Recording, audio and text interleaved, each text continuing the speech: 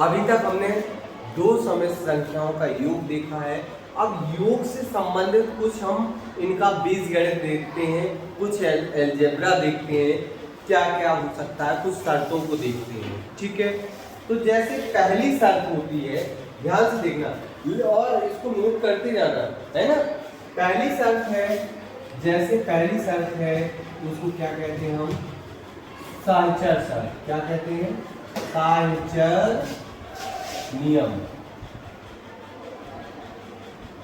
अच्छा, साहचर्य नियम क्या होता है, थोड़ा सा ध्यान से देखिए।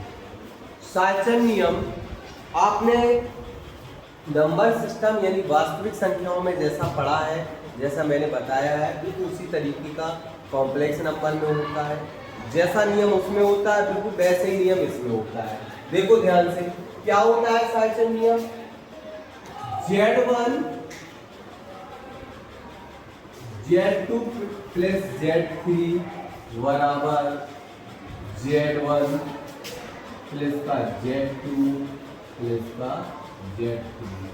वो कहता है, नियम देखना, किन्हीं तीन जब समिश्र संख्याएं लेते हैं तो पहले चाहे दूसरी और तीसरी को जो ऐड कर लो, फिर पहली को कर लो, तो आंसर वही आएगा जो पहली दूसरी को ऐड करके तीसरी को ऐड करो। मतलब इसमें सीक्वेंस का कोई लेना देना नहीं है। क्या नहीं है? सीक्वेंस का कोई लेना देना नहीं हो।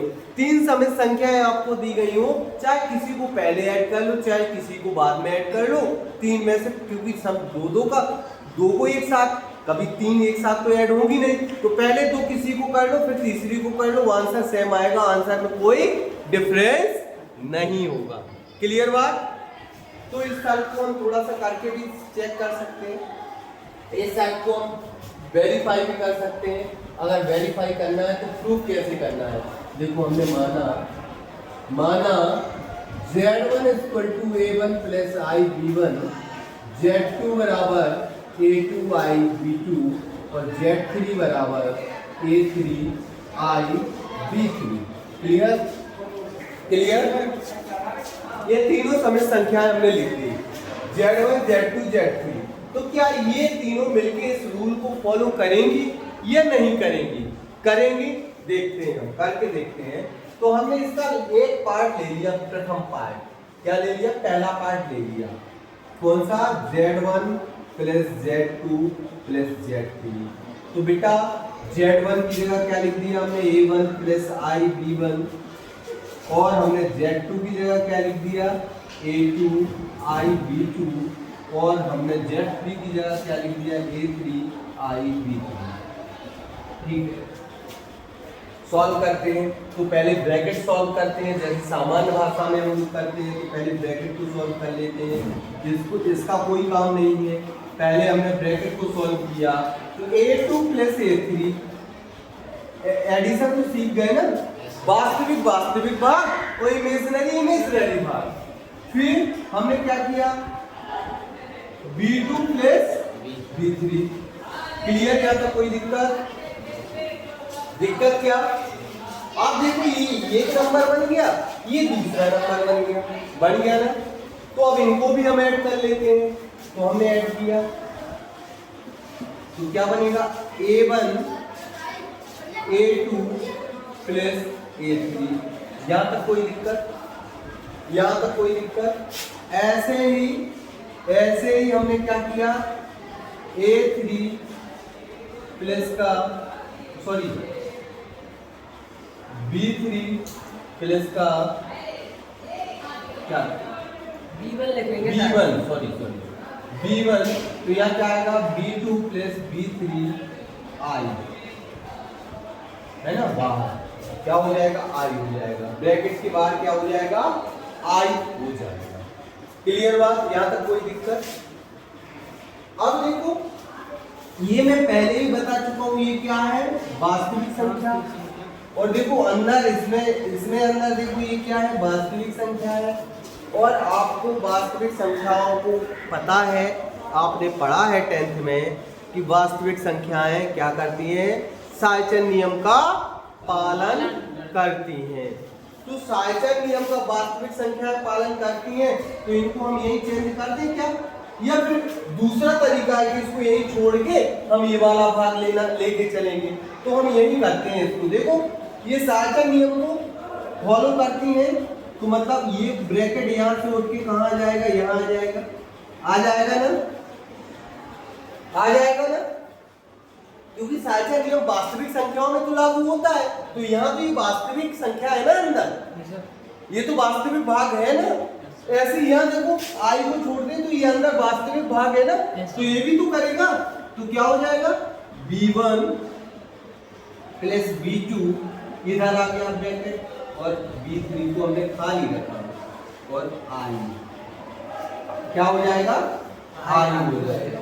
अब इसको फिर अलग अलग कर दो बेटा, इसको अलग अलग कर दो। देखो ये अलग आ गया, इसको इधर देखो, ये इधर अलग आ गया, a1 a2 प्लस का b1 b2 i आ गया नहीं अलग। अब ये जो बचा है उसको अलग कर दो, जो बचा है उसको अलग कर दो। क्या बचा, यहाँ ये 3 बचा, और यहाँ क्या बचा, b3 और i का गुणा भी तो अंदर होगा, तो b3 i बचा। अब इसको अगर हम इसकी वैल्यू लेते हैं तो इसको क्या कहते हैं, इसको क्या कहते हैं, इसको थोड़ा सा एक स्टेप और चला लो तब क्लियर होगा। क्या करना है, a1 प्लस b1 i और a2 प्लस i b2, और ये तो लिखा ही है, इसको तो हम z3 कह दें, इसको तो कोई दिक्कत ही नहीं है। और देखो इसको हम क्या कह रहे हैं, z1 प्लस z2, और ये z3 आ ही गया, ये z1 है ना, और ये क्या है, z2 है। तो देखो हम लेके कैसा चले थे, इस डिजाइन का लेके चले थे, और किस डिजाइन का आ गया, इस डिजाइन का आ गया। तो इसको क्या कहते हैं हम, कि ये साइचर नियम सेटिस्फाई हो गया। क्या हो गया, साइचर नियम सेटिस्फाई हो गया। तो इसको हम क्या कहेंगे, इसको हम क्या कहेंगे कि समिश्र संख्याएं भी साइचर नियम को फॉलो करती है, हाँ, का पालन करती है। क्लियर हो गया, कोई दिक्कत, कोई दिक्कत। अच्छा दूसरा नियम भी इसमें देख लो, क्रम विनिमय नियम। कौन सा नियम, दूसरा कौन सा नियम है, क्रम विनिमय नियम। अच्छा इसको इंग्लिश में एसोसिएट लॉ भी कहते हैं। क्या कहते हैं, एसोसिएट लॉ। तो इसको क्या कहते हैं, कम्यूटेटिव लॉ। क्या कहते हैं, कम्यूटेटिव लॉ। ठीक है, क्लियर। अब ये क्या होता है, ये नियम क्या होता है, देखो ध्यान से, z1 प्लस z2 बराबर होता है z2 प्लस z1।